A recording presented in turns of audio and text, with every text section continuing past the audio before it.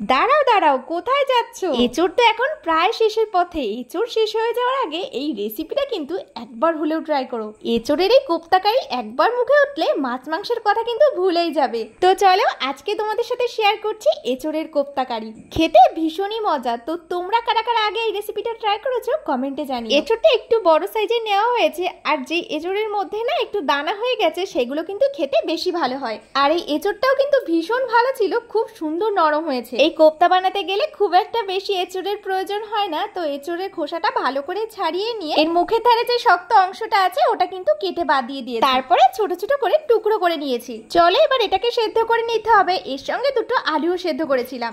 এঁচোড়ে যেহেতু আঠা আঠা থাকে সেই কারণে এর মধ্যে একটু নুন আর হলুদ দিয়েছিলাম, না হলে সেদ্ধ করার সময় এঁচোড়টা কালো হয়ে যায়। এঁচোড় আর আলুটা খুব ভালোভাবে সেদ্ধ করে নিয়েছি। তারপরে দেখো এদিকে ঠান্ডাও করে নিলাম। সব একসাথে এবার ভালো করে মাখিয়ে নিতে হবে। আর এর ভেতরে যে আটিগুলো ছিল সেগুলো কিন্তু আমি ফেলে দিয়েছি। দেখেছো এঁচোড়টা কত সুন্দর নরম হয়েছে। এঁচোড় আর আলুটা প্রথমে ভালো করে মাখিয়ে নিয়েছি। তারপরে এর মধ্যে দিয়ে দিলাম একে একে স্বাদ মতো লবণ আর হলুদ। দিয়েছিলাম বেশ খানিকটা লঙ্কার গুঁড়ো আর ভাজা মশলা। ভাজা মশলার মধ্যে কিন্তু ধনে জিরে একসাথে গুঁড়ো করা আছে। 1 চামচ আদা রসুন বাটা, একটু ধনে পাতা কুচি আর দুটো লঙ্কা কুচি দিয়ে ভালো করে এবার মাখিয়ে নেব। মাখানোর সময় আবার 2 চামচের মতন কর্নফ্লাওয়ার দিয়েছিলাম। তোমরা চাইলে কিন্তু এখানে বেসন ব্যবহার করতে পারো। সব একসাথে এবার হাতের সাহায্যে ভালো করে মাখিয়ে নিচ্ছি। বেসনটা দিলে গোল পাকাতে সুবিধা হবে। তো দেখো মাখানোর পর এবার চলো ছোট ছোট বলের মতন করে বানিয়ে। যারা এঁচোড় খেতে ভালোবাসো তাদের কাছে তো এটা বেশ লাগবে, আর যারা খাও না তারাও কিন্তু এক নিমেষেই প্লেট শেষ করে ফেলবে। আমি কিন্তু এঁচোড়ের পরিমাণটা অনেকটাই কম নিয়েছিলাম, আর সেখান থেকে দেখো কতগুলো বল বানিয়েছি। সবগুলো বানানোর পর এবার চলো এগুলো ভেজে নেওয়ার পালা। তেলটা ভালো করে গরম করে নিয়ে গরম তেলের মধ্যে বলগুলো সব ছেড়ে দিলাম। বেশ একটু উল্টে পাল্টে লালচে করে ভেজে তুলে নেব। দেখো কোপ্তাগুলো দেখতে কত সুন্দর লাগছে তাই না? তো সবগুলো ভেজে নেওয়ার পর ওই কড়াইতে আরেকটু তেল দিয়ে দিয়েছি। তেলের মধ্যে গোটা জিরে আর তেজপাতা ফোড়ন দেবো। যদি গোটা গরম মশলা থাকে তাহলে দিতে পারো। এদিকে আবার দুটো বড় সাইজের পেঁয়াজ কুচিয়ে নিয়েছিলাম। এবার কুচিয়ে রাখা পেঁয়াজটা তেলের মধ্যে দিয়ে দিয়েছি।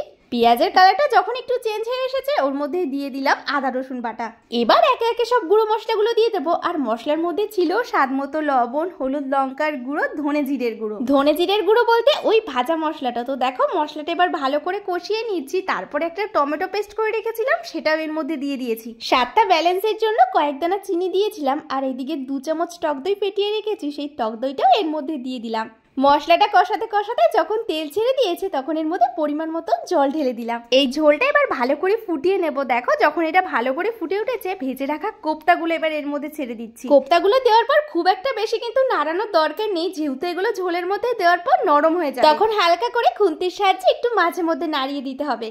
ব্যাস ঝোলটা ফুটে যখন একটু গাঢ় হয়ে আসবে নামানোর আগে একটু গরম মশলা ছড়িয়ে দিয়েছিলাম আর কুচিয়ে রাখা বেশ খানিকটা ধনেপাতা। কি এঁচোড়ের এই কোপ্তাকারি রেসিপিটা তোমাদের কেমন লাগলো? একটু ঝামেলার হলেও খেতে কিন্তু মন্দ লাগে না। আর এই ঝোলের মধ্যে যখন কোপ্তাগুলো দেওয়া হয়েছে ভেতর দিকটা কিন্তু একদম নরম হয়ে গেছে। শেষে 2 চামচের মতন ঘি ছড়িয়ে দিয়েছি, এতে যেন স্বাদ আরো বেড়ে গেছে। কি শুধু দেখলেই হবে, বাড়িতেও তো এটা বানাতে হবে। আর একবার যদি এটা বাড়িতে বানাও বারবার বানানোর রিকোয়েস্ট আসবে। আমার কিন্তু ভীষণ ভালো লেগেছে, সঙ্গে বাড়ির লোকেরা কিন্তু আবদার বেড়ে গেছে। তাহলে এই রেসিপিটা তোমাদের কেমন লাগলো অবশ্যই জানিও। ভালো লাগলে লাইক করো আর চ্যানেলটা সাবস্ক্রাইব করে দিও।